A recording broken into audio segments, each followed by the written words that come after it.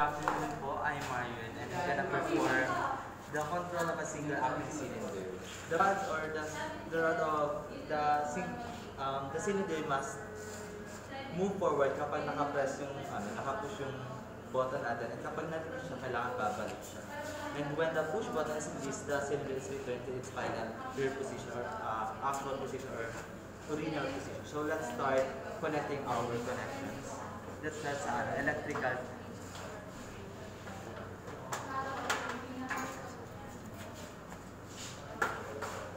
Ayan, from source, connect natin sa normally open na switch. And then i-connect natin dito sa solid. This one, the negative source. So now let's proceed na sa ating fittings. So we have here yung 5 two-way valve, but in the absence of 3 two-way valve, naglagyan na lang tayo ng black para mag-serve na siya as 3 two-way. So let's put in the valve, the fittings.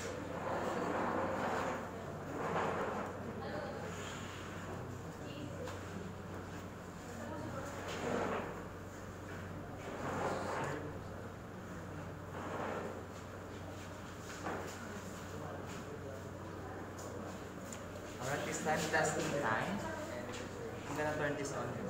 This one, and this one. So the problem should, kapag pinras ka ito, kailangan mo unahan siya pag move up. So ayan.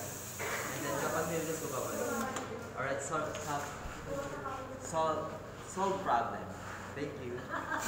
Problem solved.